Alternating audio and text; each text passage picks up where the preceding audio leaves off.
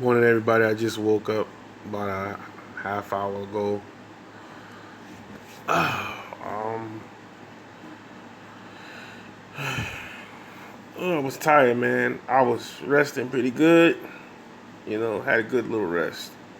Oh, listen. Um, this morning I want to try to dissect. I want to try to see and look and read between lines of this dude here. He was on the Breakfast Club about 3, 4 days ago. And we all know the Breakfast Club is, owned and run by, you know, Revolt and all of them, and Clear Channel, and who's on the over under and over Clear Channel, Jay Z, P Diddy. Um, we want to see what he is actually. I actually want to see his response on Nicki Minaj, and also his response on Pusha T. So what's going on with that? Just want to see what he has to say about that. What's his take on it, on everything. As most of these rappers, like these rappers who are like in the chokehold, they like go around the question. They don't answer the question directly. They just go around it. So let's take a listen, all right? Good morning, El Pretty. It's 8:30 a.m. Sunday, August 18th. In the morning, the Breakfast Club. Morning, everybody. It's DJ MV, Angela Yee, Charlamagne the Guy. We are the Breakfast Club. We got a special guest in the building. Yes, sir. Rose. Rose, the boss in the building, man. Port of Miami 2 in stores. What's up? Welcome back. Well, first, let me say thank you. I want to say thank you. I don't think I thanked you. When I was doing my first car show last year, Ross called me and said, Envy, I got some cars that I want to put in the show. And at the time, I really didn't have a budget. I didn't have much money to put on the show because I do everything by myself. I put the show on by myself, if people know. I pay for everything. And Ross was like, no, you ain't got to pay nothing. I'm going to bring all the cars, not just one. All the cars down, all the bikes down for your show. And I just want to say thank you. I appreciate that. I didn't reach out to you. You seen what I was doing. I just want to say thank you. Why you ain't reach out before? Right off the bat, Mr. Envy just tops him off real quick. Envy just tops Ross off right off the bat, right away.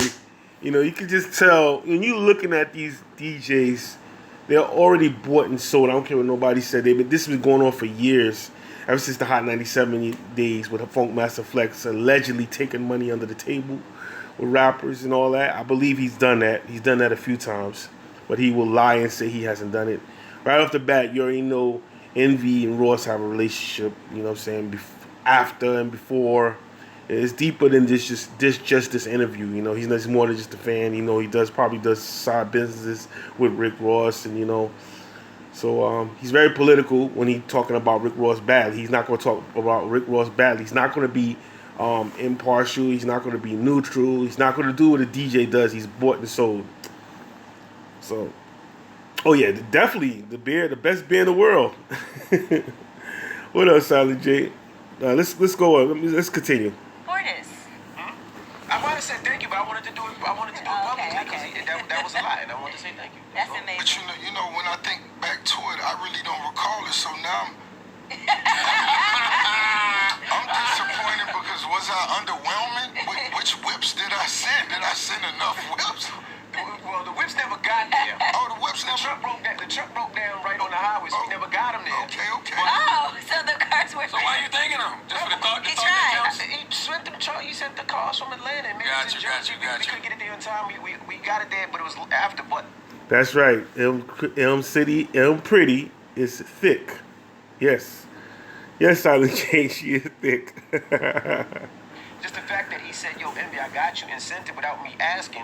I just thought that was dope because a lot of times you don't get this in the industry. It's always something else that somebody does it for a favor, like, oh, I'll play this record for Raw because I need him in my club, or I did this. He just did it out the kindness of his own heart. No. I thought that was real. No. I support my homies. I try to. You know what I'm saying? Even when I see the homie who I know halfway crazy talking about mental health, I reach out to him every now and then. Boy, I see you losing it, boy. Rose gonna hold it down for you. Let's go hold it down for me. I'm gonna come smoke one with you even if you crazy. You know what I'm saying? That's how it goes. Yeah. You over here, you done got a little thicker since last time I seen you. All right, don't get in no trouble now, Ross. Oh boy. Oh boy. Look at this. Look at Angela Yee. She even looking too. Thirsty ass Angela Yee. Look at Angela Yee. You think that Angela Yee used to just mess with Vado only? That was the only rapper she messed with?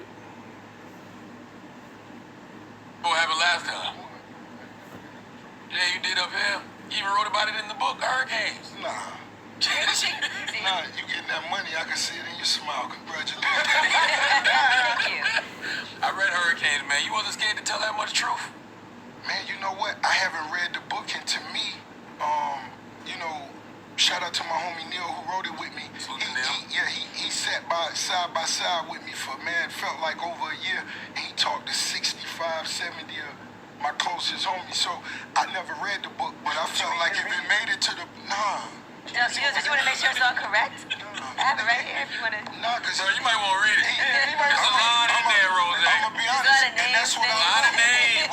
What you gotta realize is my life is a film, and what's not in the book is nothing that's gonna prosecute nobody. Because what make me a boss is not what I say. What make me a boss is what I don't say. And real Miami real hitters know how I get down. So the book, we gonna make it into a real big movie. Oh, yeah, that's it.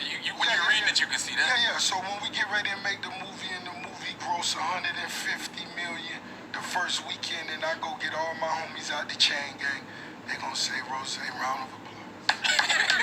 I still want you to do an audio cookbook, because the way you describe things, man, even in the book, like you was describing your mother's cooking, and I was just like, I would love to taste that. And then guess what? My mama cooked the best, you know what I'm saying?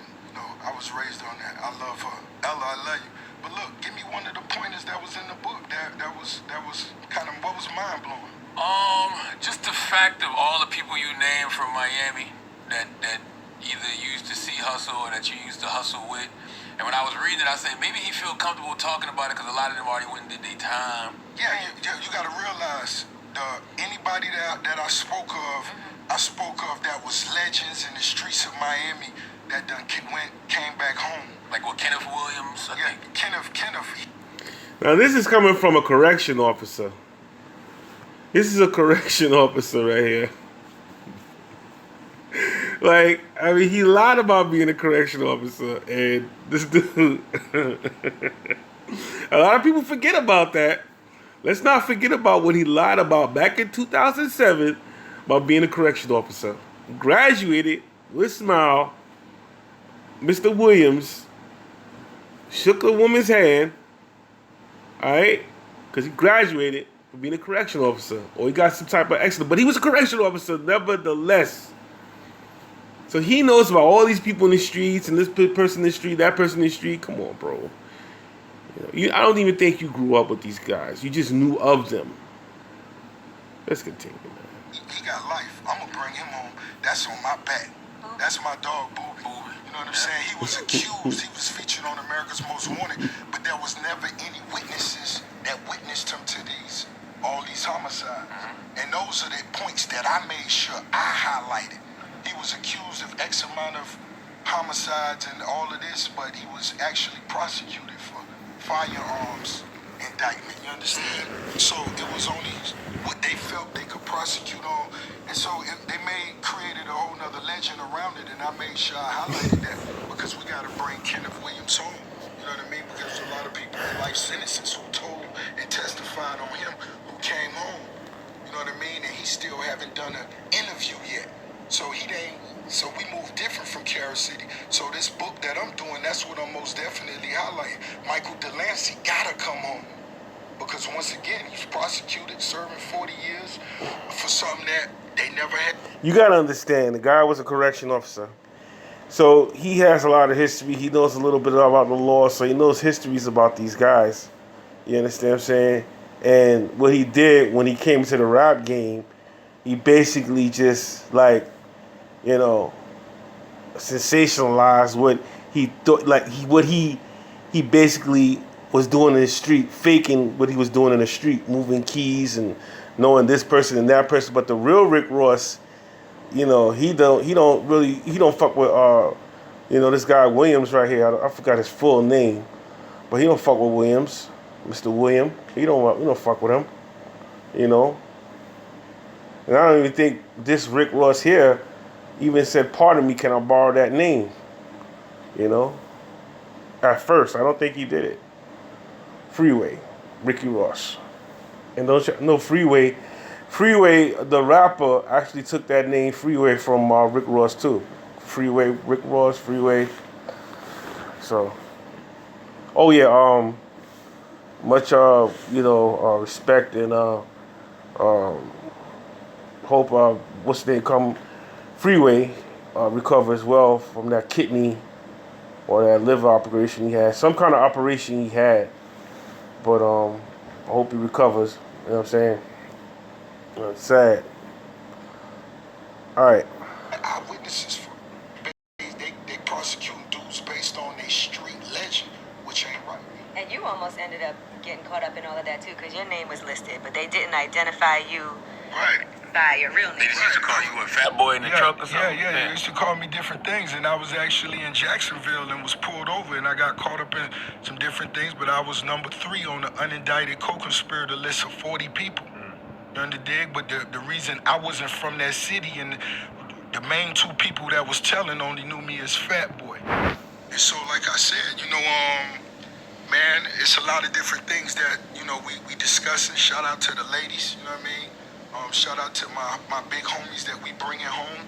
And I ain't never been in a courtroom with nobody else getting prosecuted, so I could never tell you what that's like. So, but I most definitely let you know what the legend is I grew up around. So when I told y'all in 06 I'm the biggest boss, I really meant I was gonna come and get the most paper, regardless of how many records I sold, how much my tour tickets was. Rose, you do the smallest tours, but I had the realest niggas. Let's keep it real, Rick Ross. You sold your soul. Sold your soul, bro. Let's not lie and sit there say, I seen it. You sold your soul, bro. That's it. Point blank, period. Sold your soul. How come why are you telling the story now? And when you first got in the game and there was so much controversy, you could have told the story now of your life and said, everything that you're talking about is funny, but this is the real. Why tell the story now? Because really, it was more about let your hustle and your actions speak for you. I give Rick Ross this. Rick Ross is nice. He can rap. All right. I don't know if he can. He can't freestyle, but he can rap. I give him that. He has some classics. You know what I'm saying? I give him that.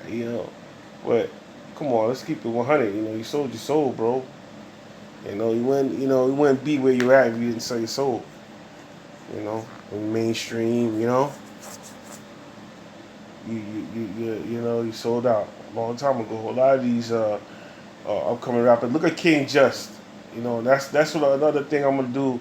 I'm gonna do a video of King Just doing an interview with Doggy Diamond. So if y'all don't know who King Just is, y'all Google him. King Just. Silent J may know who that is. So yeah. This is the only way you really could prove who the real hustlers are. Not who make the biggest hit record of the summer, not who got the biggest buzz, and not who got the best stylists. We're gonna look back a decade from now and see who got the most money, who made the most moves, who made the most millionaires, who put the most people in power, who really getting paper. That's what we're gonna see, and you can't talk your way into that. And I understood that.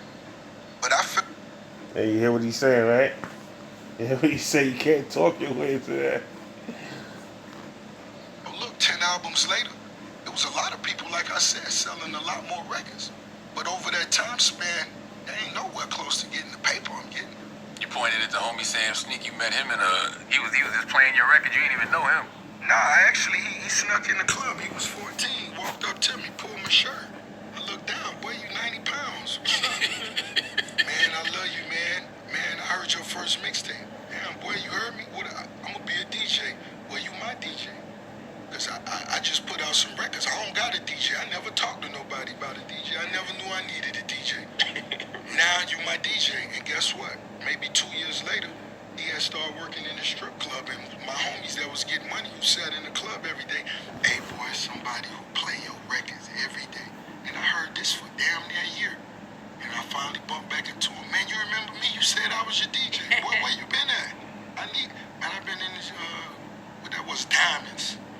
Diamonds, right? Yeah, Club Diamonds, strip club Diamonds. And he's still 90 pounds. Need that, but No, he he 125. Yeah. He eat that lemon pepper heavy. Look how Envy trying to clown the kid. Envy's such a fucking piece of shit and a dick sucker. The other part I like about the book is how you talk about how you just used to be so angry. Yeah. Just used to be so angry that you either couldn't get on, and then when you finally got on, things weren't moving the way you wanted to. So I, not to cut you off, but I was upset. I was full of anger. I felt I had the talent. I felt I had the ambition. I felt everybody who believed on me went to prison. Everybody who spent their last on me, and I felt I owed my hood that. Don't worry about finding me. I'll find you. Angel Has Fallen in theaters Friday. It's unfair that we're working day in and day out, 40 hours a week, and we're not getting paid till 2 weeks after. And so I began dissing anybody that I felt would be in my way. I dissed the record label, I dissed the radio, I dissed the writer, I dissed anybody. And back then, I was doing blogs, swinging pistols, and we was talking crazy. As I got up here now, my mama called me, "Well, you getting real money now, you gotta do what's right." You know what I'm saying? Because, it was different. And then once you became as an artist, you start being online, and people who don't know you and don't know where you from and don't know how y'all really rock, you see them. I wasn't used to that. It was nice to see you like hanging out with Redman, in the book, and stories like that people didn't know. A lot of people ain't know, and to me, that's one of the reasons I feel I got the best ear when it comes to picking production is because I'm from the South, raised in the South, love West Coast, love East Coast music, and before I even knew what 16 bars was, I was sleeping on the floor in Eric Sermon basement, listening to him produce records, loop records, and so it's a good chance I know more about EPMD, Eric B. and Rakim than a New York MC. I never knew anything about that. I knew about the Suave House situation. Right. I never knew about the Eric Sermon. Yeah, I was, and that's who, shout out to Tony Draper, that's who actually flew me up there. And when Tony Draper got in, looked like he might have been, some things in the streets going on. That's who actually said, "Yo, I don't want to hold you up. I believe in you, homie." I made a call down there. Who could really believe that? I mean, unless Eric Sermon don't say it, and who believes you was, on the floor, sleeping, listening to Eric Sermon mix tracks and play tracks and all that. I don't know. I don't know about that, man. But shout out to you recognizing the the OGs in the game, EPMD. Can't forget about Big Daddy Kane and all the rest of them. But hey, EPMD is definitely one of my favorite top 5 duels of raps. The duels of rap, the two MCs. You know what I'm saying? But yeah, who's to say if Rick Ross is telling the truth about this situation? Just gotta question certain things. The Miami Slip and Slide records. I'm gonna put some money in your pocket, but more importantly, keep you in the studio.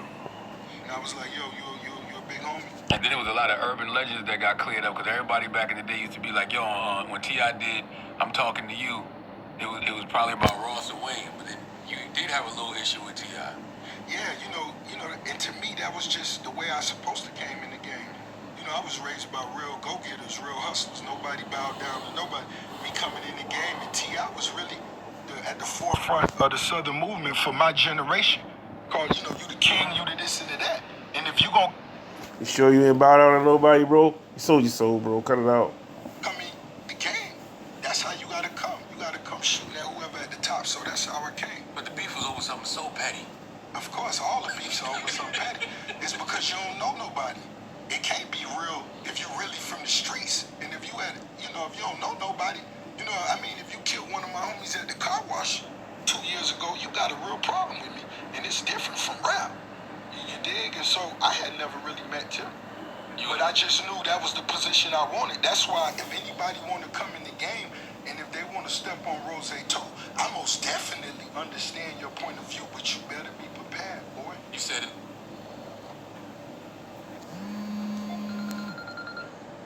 You want anybody calling me right now? Not right now. You was beefing with T.I. because Kanye gave him a beat you. Yeah. That beat was so dope. Yeah.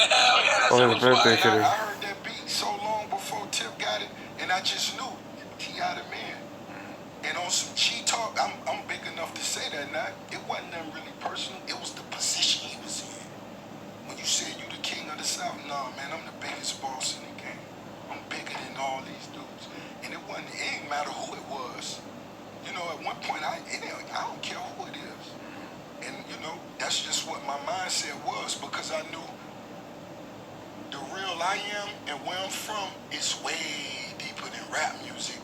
And whatever we get into on some music, when we run into each other backstage or when y'all really see how we get down, it's gonna cease. That's just how I always felt. When did y'all ever speak and squash it out? Did y'all ever have that conversation and laugh it off? You know, me and Tip, yeah, you know, just coming past each other. You know, when we make eye contact, we came past each other. You know, we dapped each other up, and you know, we just spoke and we ultimately collaborated. Pledge Allegiance. It was a Tip record. You know, and I came over there to his studio, we shot the video, and we got to the money. And that's ultimately what it's about. So if there's anybody that's watching that, that's what Two Bosses ultimately do. You get to the money. You dig? If there's any differences, if it ain't nothing real, I'm gonna tell you to get to the money. That's rapper shit to me. If it's anything other than real. Same thing with Jeezy. It wasn't really an issue there. I ain't even know Jeezy. It was just, you know, when you sitting in the club and the nigga got 20 records back to back, bam. You know what I'm saying? All your hoes vibing and they shit. That You know, motherfucker. that's that ambition in you. It wasn't something personal, nah. I like the way Dog Jules was swinging. I like how Dog moved. He ain't never moved nothing to me other than the ambition in me.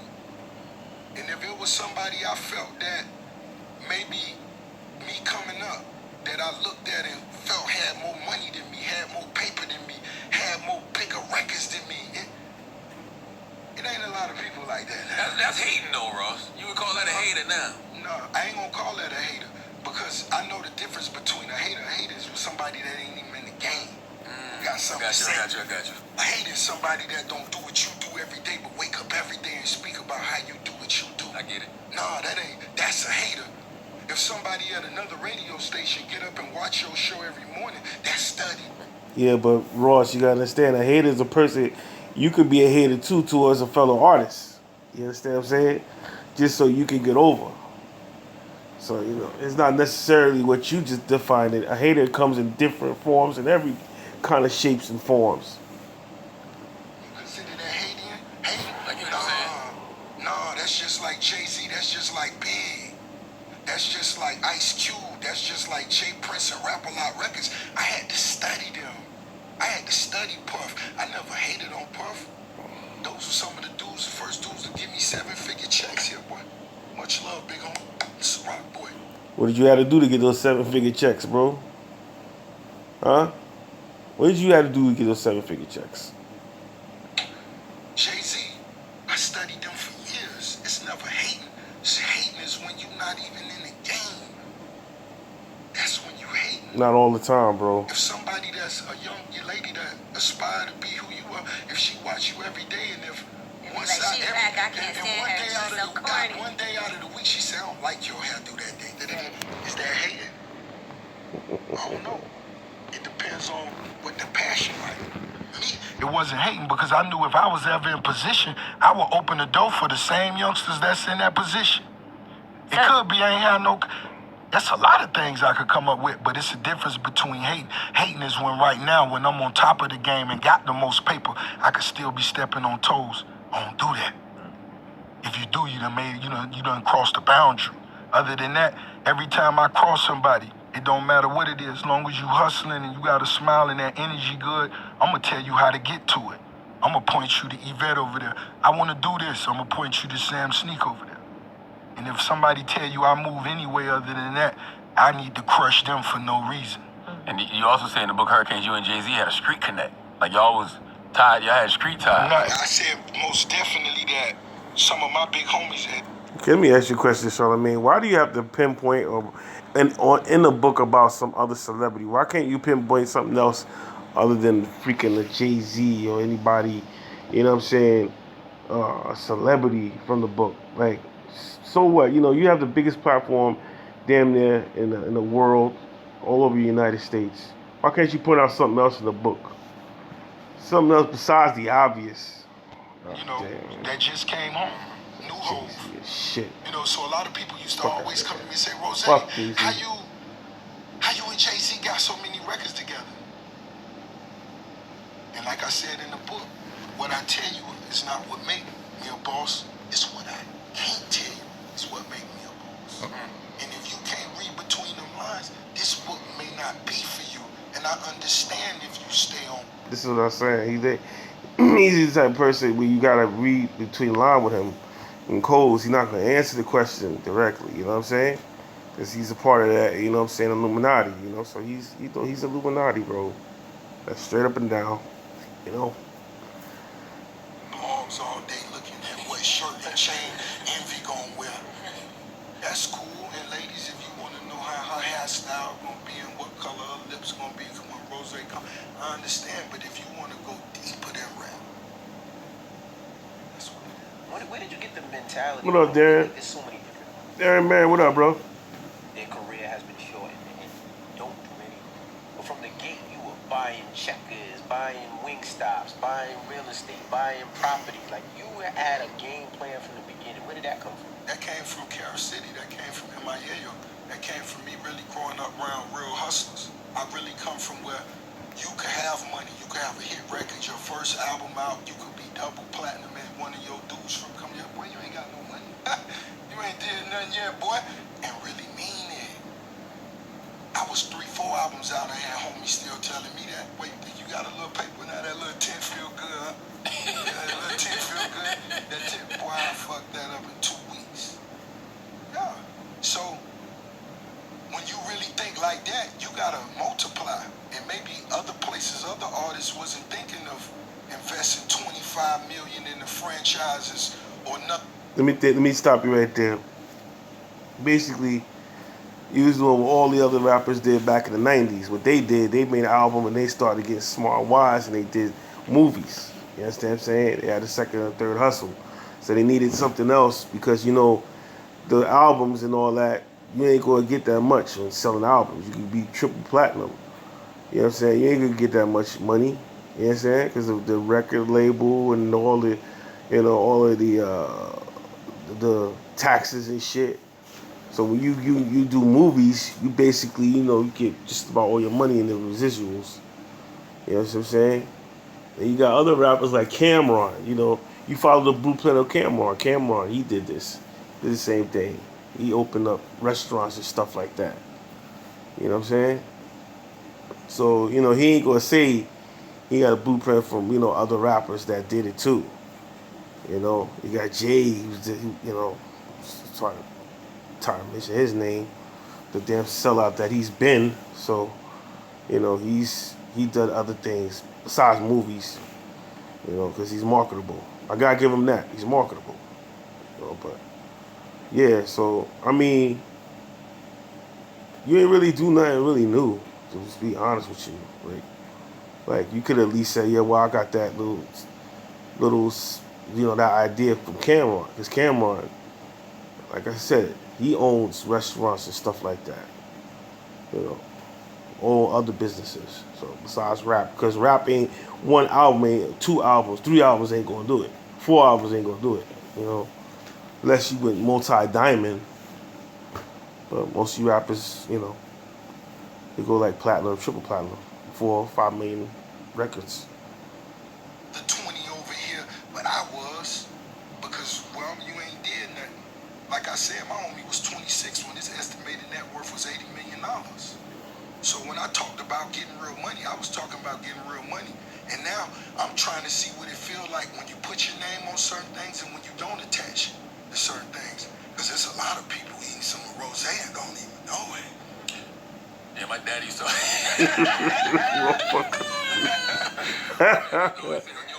That motherfucker stupid, yo. A lot of times they do, but guess what? I'm finna get back and see. You ever get so low, like you ever get low and be like, this is what I want? Or you always That fat motherfucker, man. It says, hey, do you want to take that 75 cents? And Oh make it shit, $8 man. sandwich? Shut the fuck up, bitch. like, you know, we told TJ the other day, No. back up? You ever got low like, damn, I got a big different, or you was always up? Once I started getting music industry money, made sure I kept that separate from other things, you know. And so as soon as I started getting music industry money, I didn't spend a dime for my first, maybe close to a year, at least 9 months to a year. I didn't buy a car, I didn't buy nothing. I didn't want nothing. I wanted to see what that looked like, sitting right there, and I want to see what this looked like. I know what brown bag money looked like when we was talking brown bag money. That was real, boy. When I told you Rose was mad, boy, and me being used to money, the only reason I'm in the position I am, and I always solidify my family. And when I say used to money, it don't matter if I'm talking 1,000, 10,000, 100, or 10 M's. It don't matter. If you seeing progress, if you making moves, What's good, you V-Dub? always make that turn into something else. You know what I mean? So I just want y'all to understand that. And when you read my book, you got to read between the lines and a lot of things. That's the crazy part. It ain't really much to read between the lines. So There's a lot in there. I can imagine what you didn't tell me. He don't know, he didn't read it yet. He didn't read it. No, I didn't. Oh shit.